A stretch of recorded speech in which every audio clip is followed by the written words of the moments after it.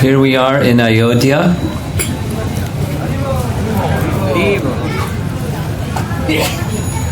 We needed to become purified, to become qualified to enter Ayodhya. It wasn't so difficult, it was pretty nice.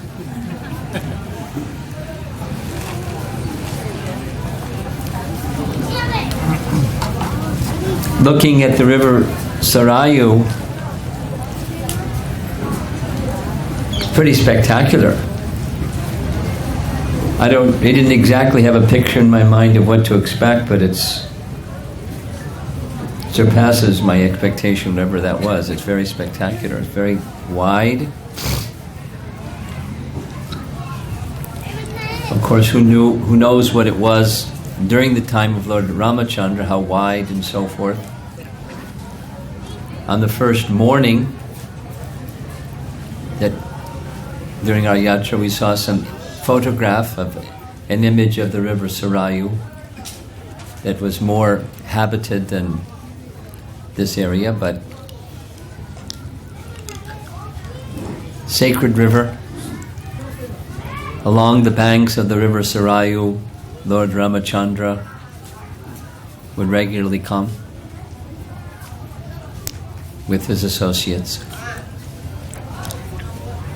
So in many ways similar to the river Jamuna, different of course, the mood is different, but the transcendental benefit is quite similar. The place where we are right now is a ghat that the king of Ayodhya built a little over 200 years ago, according to the Pujari in 1801. And the deity inside is the deity that the king installed. Large deity, well cared for deity, very shiny. Look closely at the base and you'll see that the deity doesn't move. I mean, the deity is right connected to the base of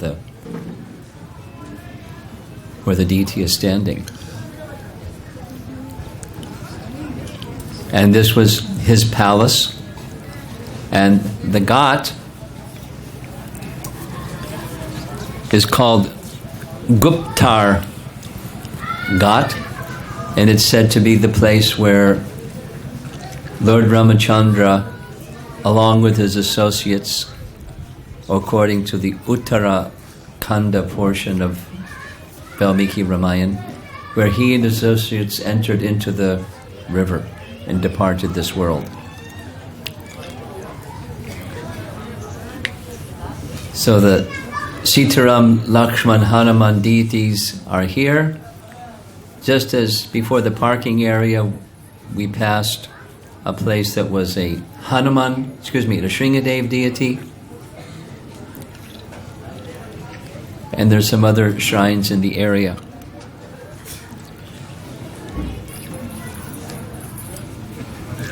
So the pastime, appropriate for the place, we'll describe much further ahead in the Uttarakanda. By the way, a point of correction. All that we have narrated, including this morning, reaching Ayodhya is still part of Balakanda, and going forward, that's where the Ayodhya Kanda, because now everybody is in Ayodhya. So, from the Uttarakanda, there's a wonderful description of what it was like, quickly summarized, during the reign of Lord Ram. We heard that Valmiki began his composition of Ramayana when Lord Ramachandra was 40. Remember that?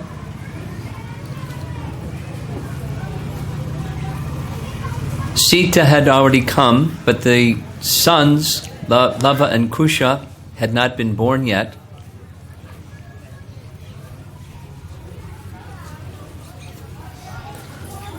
Ram is now the king, and all this experience of Valmiki that he should compose the story of Ram's life, inspired by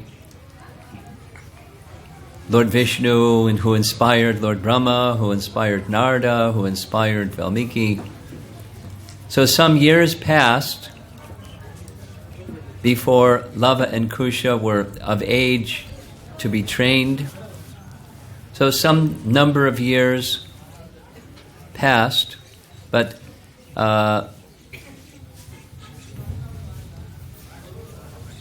exactly when the sons were conceived, I don't have that timeline. So when he began the composition correction, Sita may not have been there. It's just at the beginning stage of Ram's rule. So after Sita was banished and sent to the ashram of Valmiki, Ram had taken a vow, Eka Patni Vrata, that he would have only one wife, and he had no interest to have another wife after Sita's departure, so he had a golden form, a murti, of Sita carved that would sit next to him when he was presiding over the royal assembly, and whenever he engaged in rituals or sacrifices, this murti of Sita would be by his side. And in this way, he ruled for a long time, 11,000 years. We have heard from Valmiki Ramayana that Dasarath ruled for 60,000 years. And just doing the math, besides that's a long time, it must have been very early in Treta Yuga, just taking the number of years that he lived and ruled.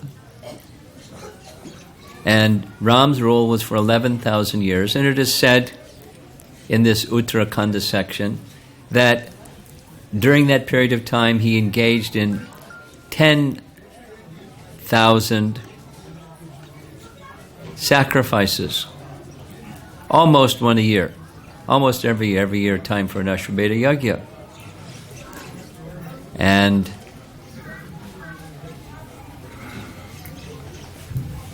in the kingdom, because Ram was ruling, everything was as you would expect during Rama Raja. People were following religious principles. Because of the performance of sacrifice, there was sufficient rain, there was abundant wealth. People were following the codes of religious conduct. Everyone was feeling very protected and very much loved by their ruler, and they very much loved their ruler, as we discussed this morning. Therefore, voluntary obedience, more than obedience, just attachment to Lord Ramachandra. There was nothing, it could go on eternally as far as the citizens were concerned.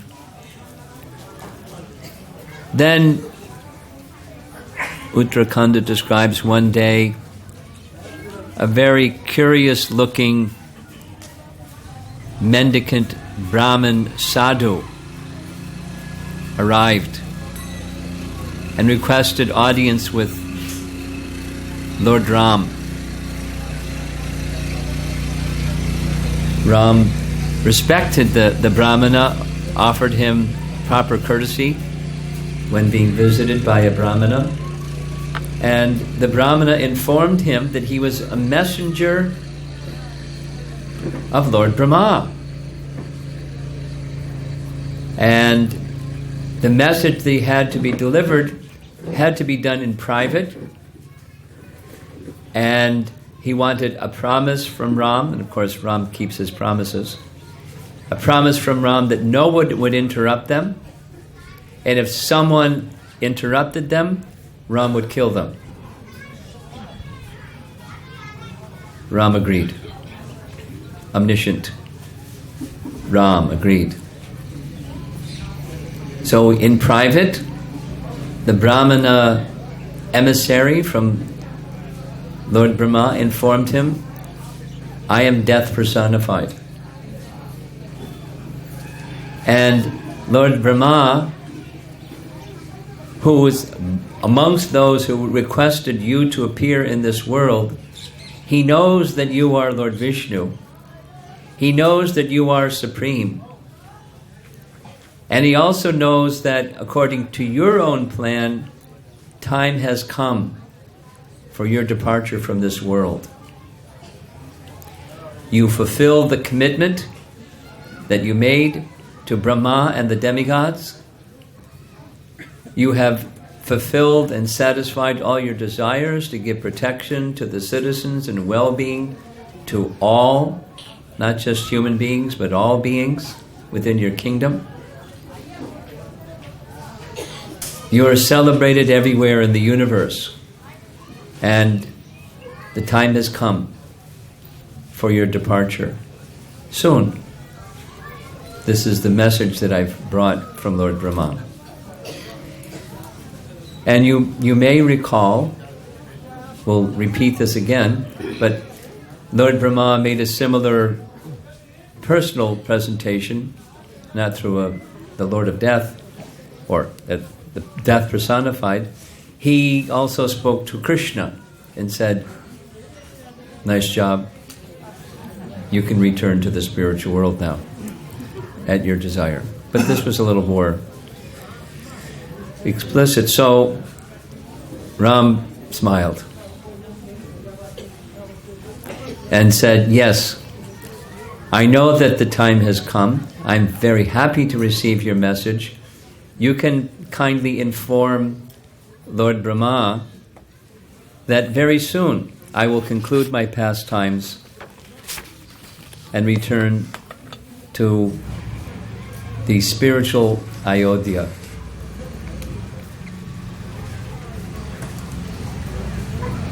As they were speaking, another guest came. You want to guess who the other guest was?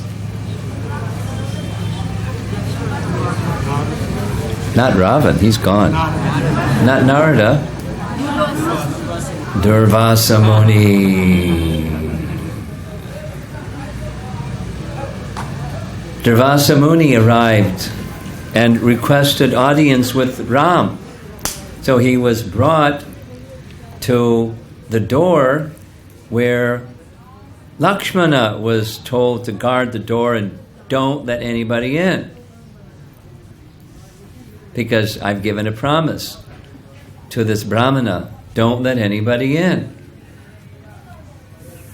So Lakshman said to Durvasa Muni, he's busy right now. Can you wait a little bit? You don't say that to Durvasa Muni. He said, you let me in now? I'm trying to control my anger. And it's not easy. It's about to spill out. You let me in now? I'll curse you, I'll curse Ramchandra, curse all your brothers, I'll curse the whole kingdom and all your descendants. Enter and tell Ram, I have come and I want to see him now. Lakshman considered, I know the promise that was given by Ram to this Brahmana that came to see him. And better that I give up my life per the promise of Ram than the whole of the dynasty be destroyed.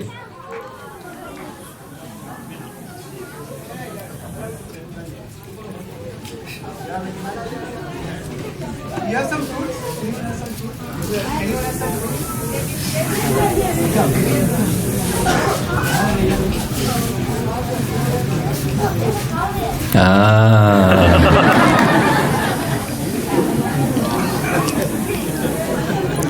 That reminds me of a nice story.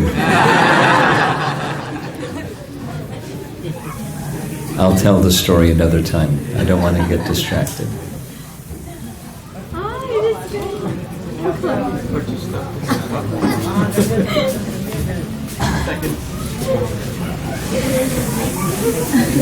There's intelligence.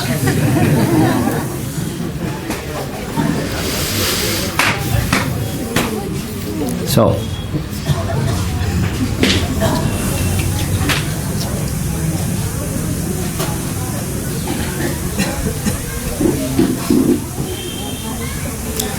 Lakshmana considered, better that I give up my life rather than everyone be perpetually suffering in a suffering condition because of Durvasa Muni's curse.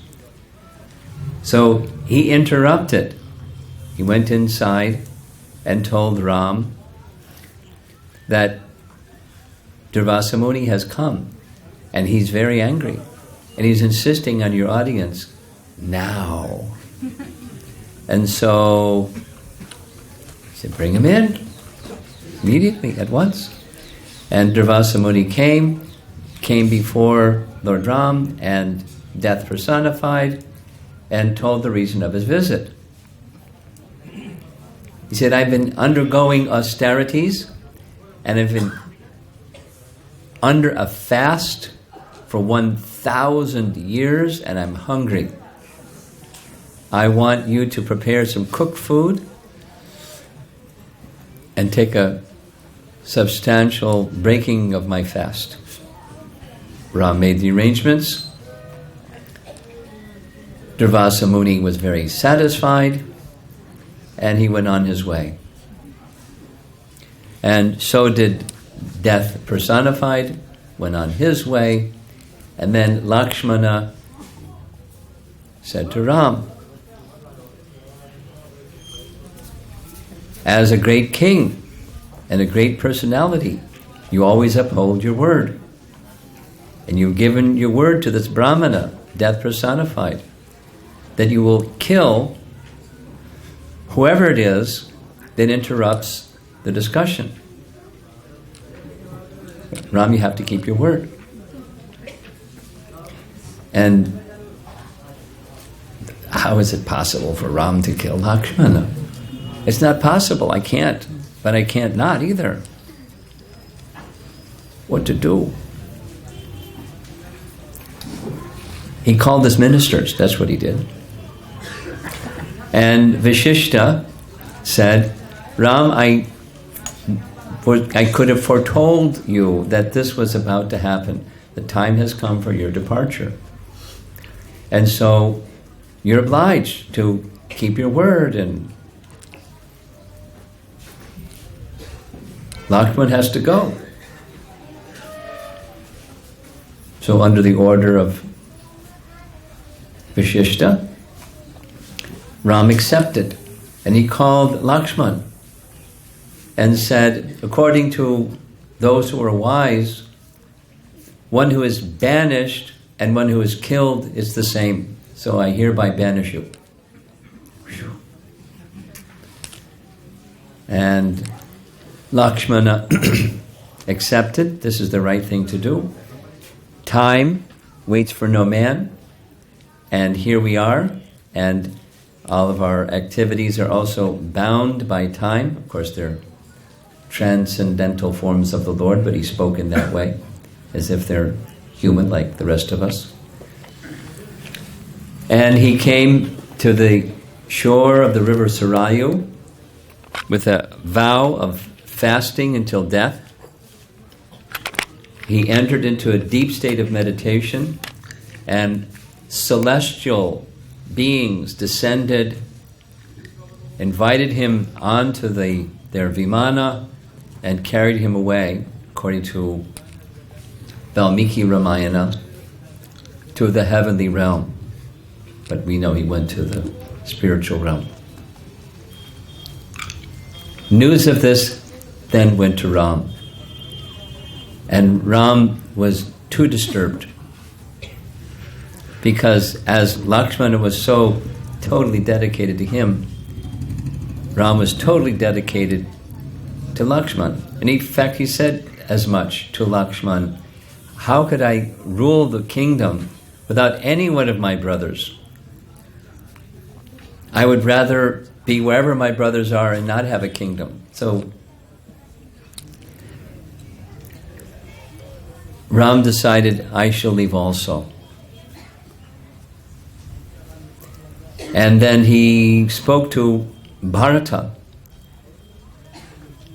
I want to turn the kingdom over to you. Bharata said, I can't rule this kingdom without you. I want to go with you. Wherever you go, I want to go with you. And of course, Shatrughna wanted to go over where Bharata went, and Ram went. And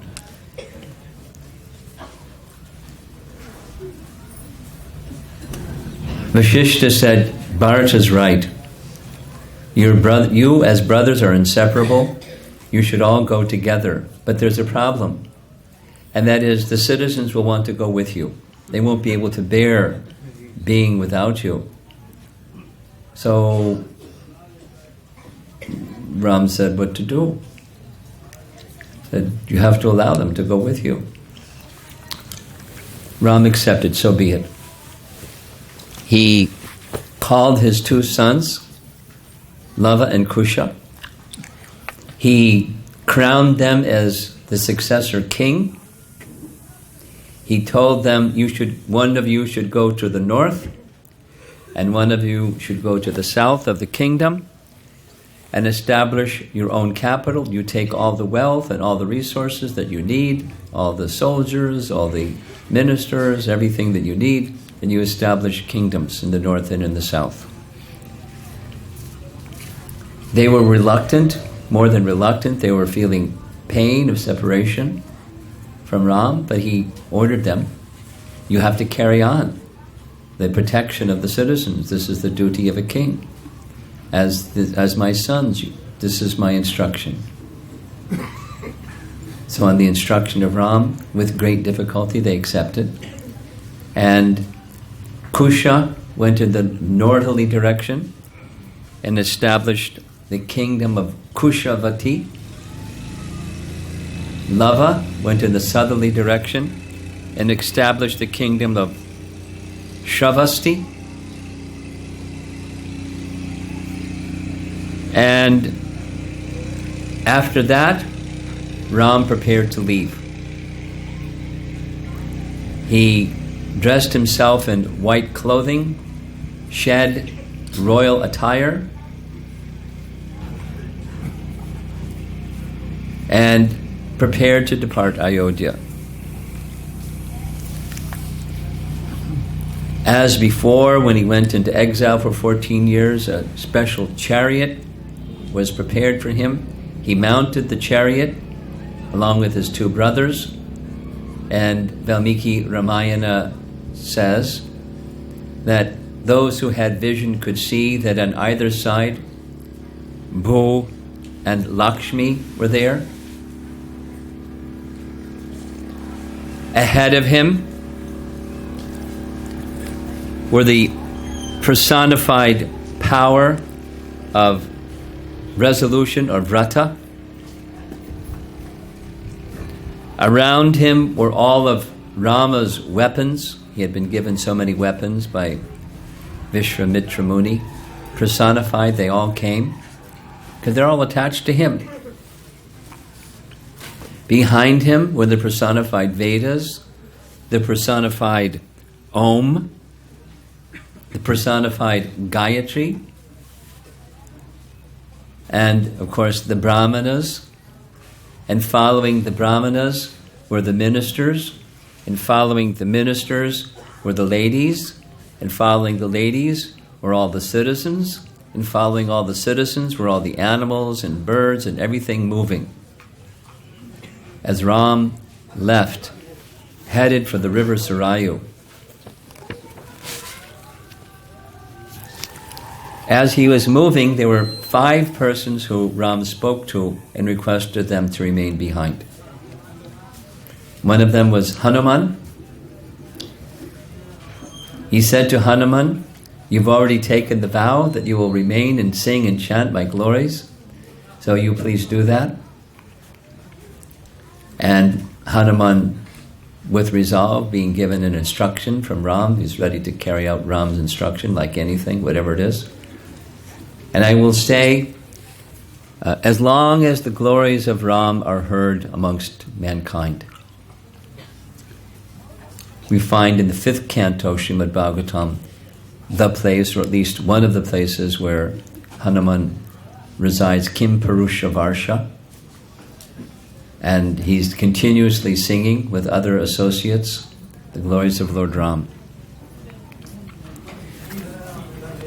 2 of the Vanaras, Mainda and Dvidvita, Ram requested them to also remain behind, although the other Vanaras and all the other associates that had, these were, as you remember, these were Devas who had, according to the instruction of Lord Brahma, they had provided expansions of themselves as offspring in this world to assist Ram in his pastimes.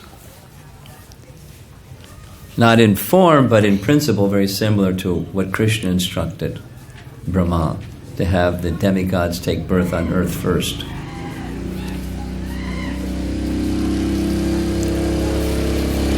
The 4th personality that Lord Rama met was Jambavan. Now, Jambavan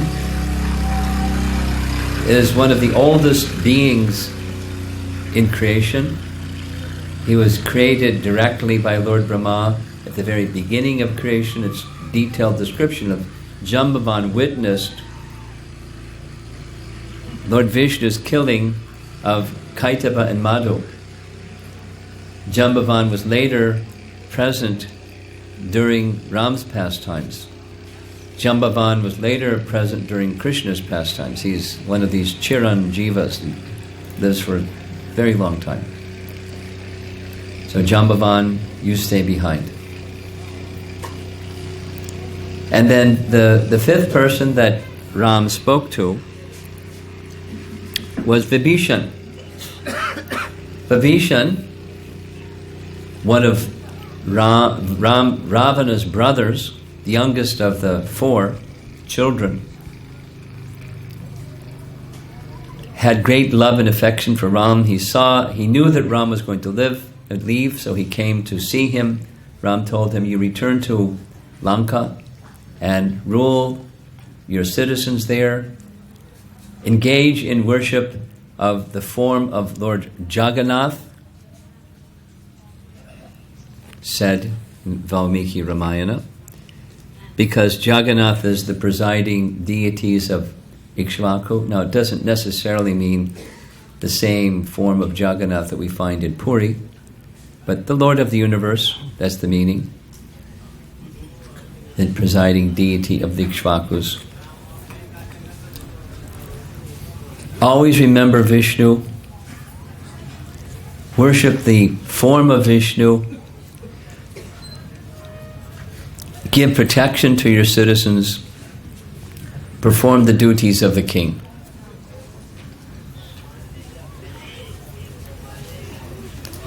So the entire moving living entities of Ayodhya followed Ram. Now here there's 2 different versions according to Valmiki Ramayana. Here at the river Sarayu, they entered the river Sarayu and they all departed to the spiritual world.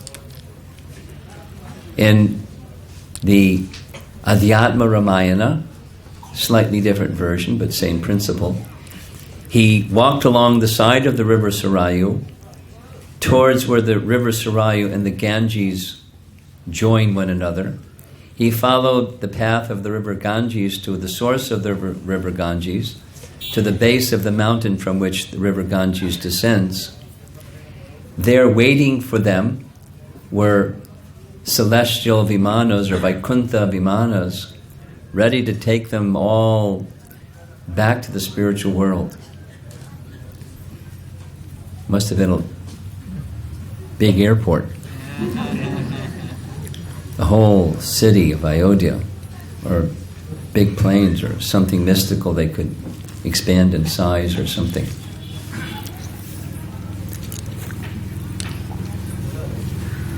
In that description, the form of Lord Vishnu descended, and Ram and his brothers combinedly entered into the form of Lord Vishnu, because he's Vishnu in any case. Because previously Vishnu said, I will appear as Ram in my expansions.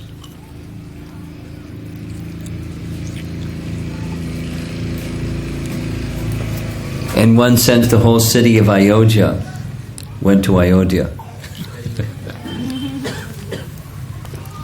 But then let us hear some understandings, particularly based upon understandings of Krishna's departure, because the Bhagavatam has lots and lots and lots of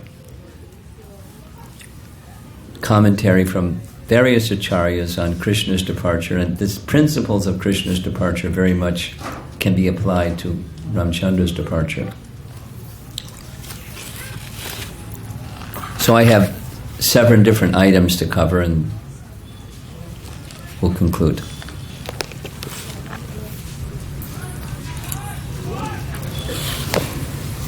In regard to Krishna's departure,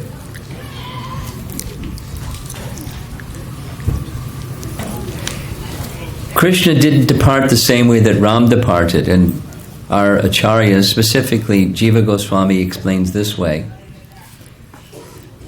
Following Krishna's departure was Kali Yuga. So if Krishna departed the way that Ram departed, it would have made it very difficult for Kali to do his program in Kali Yuga. Because what Ram did, so the converse is, by the way that Ram departed, it increased the faith of everybody.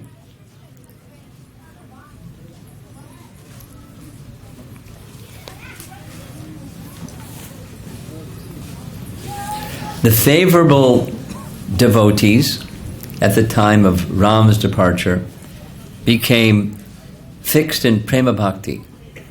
Those who were fixed in prema bhakti experienced higher and higher and higher stages of prema bhakti. And those that were fence-sitters became at least devotees. By the way that Ram gave shelter to his associates and took them to the spiritual world.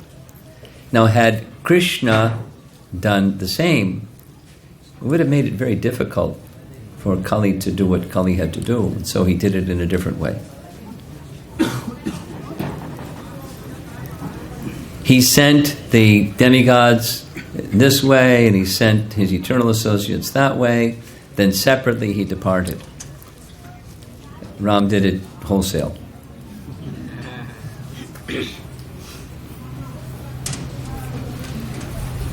Another is a transcendental understanding that's actually really easy to understand, and that is, while the Lord's Leela was concluded, his eternal association, eternal pastimes take place in Krishna in Vrindavan, or Krishna in Vrindavan, Mathura, and Dwarka.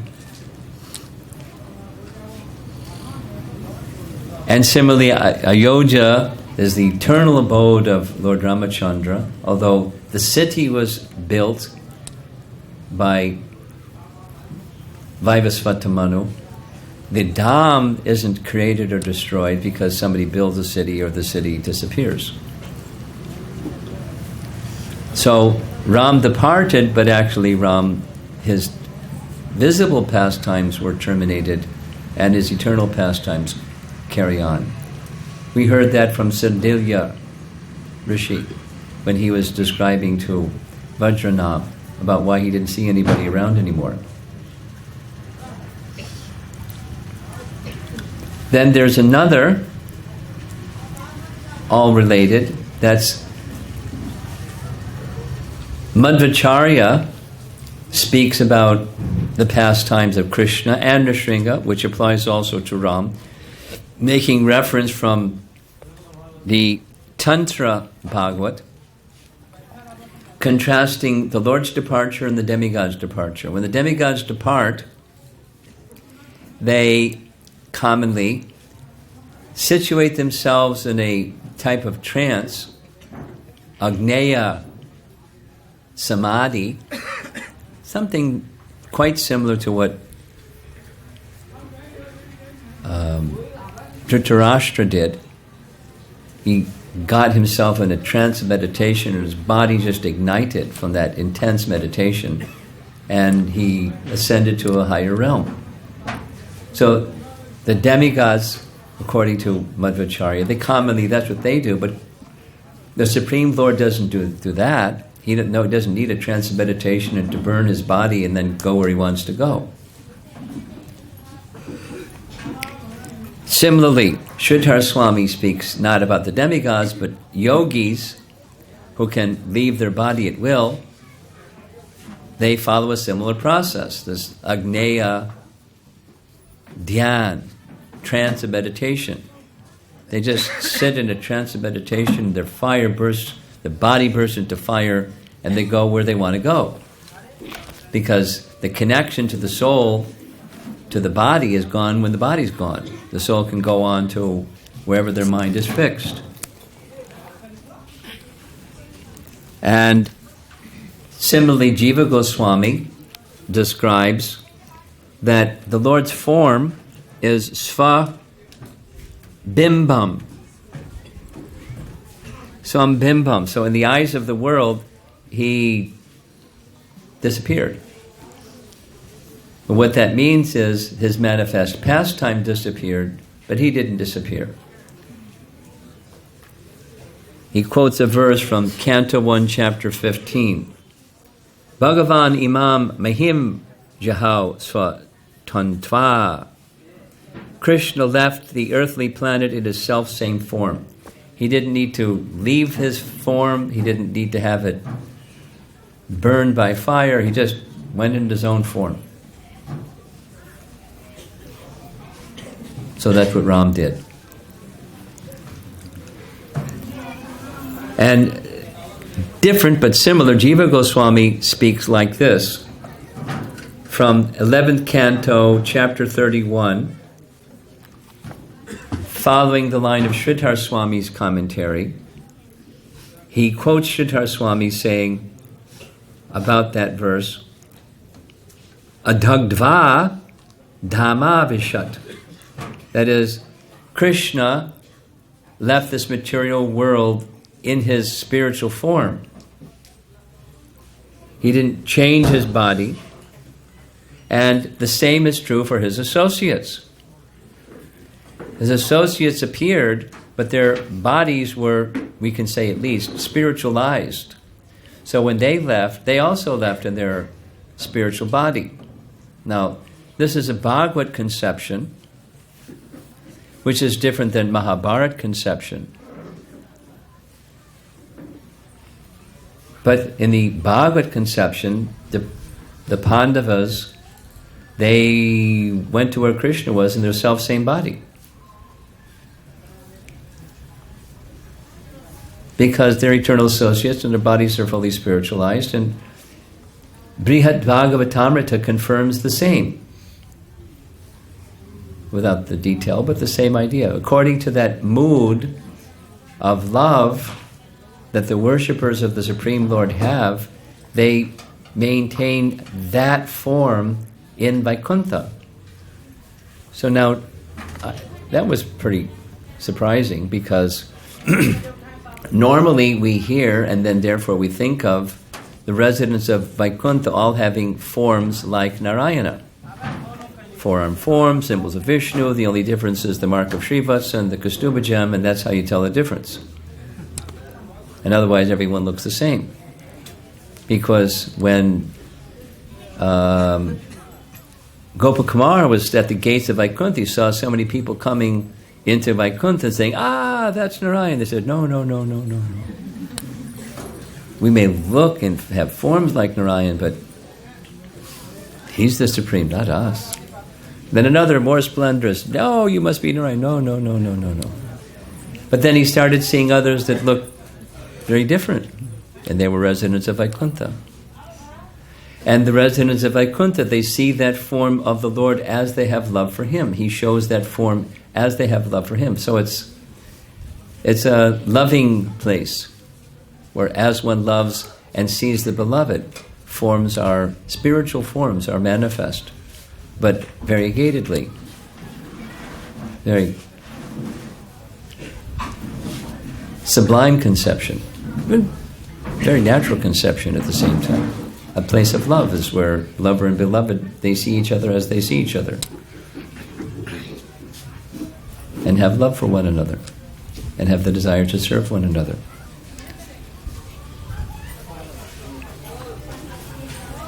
One of the reasons, there's another point. Jiva Goswami gives a reason why Krishna departed in the way that he departed with all of his associates, because he understood, Krishna understood, in my absence, if I don't bring them with me, they'll feel such separation, and they're so powerful, they're practically invincible, they'll go mad and create havoc all over the planet, what to speak of their descendants, and so I better take them with me. So he made a plan to take them with him. That there wouldn't be a problem and they wouldn't be unhappy.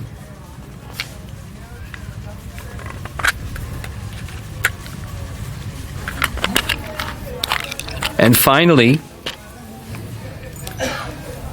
again, Canto 1, Chapter 15, Prabhupada's comment is, although Krishna departed, this is in relation to Krishna's departure, and the same can apply to Ram's departure. The manifest pastimes were ended, but it's something like the setting of the sun. When the sun sets, it's not like the sun goes out of existence. The pastimes of Krishna go on some other place and some other place and some other place. So the pastimes of Ram similarly go on some other place and some other place. Certainly the eternal pastimes in the eternal realm of Ayodhya, like we saw in that image of cosmology, just below Goloka and just above, at the topmost section of Haridham, there's Ayodhya, so eternally his pastimes are going on. But the pastime, Ram is all merciful, and he gives his mercy to many, many, many, and attracts their hearts to him, as does Krishna attract their hearts to him. So we should think of the departure pastime of the Supreme Lord in these ways. And according to Uttarakhanda, this is the place. Or at least on the banks of the river Sarayu, and this Kund, bathing ghat, is the place where one king long ago created to commemorate that place and the pastime of Lord Ram's departure.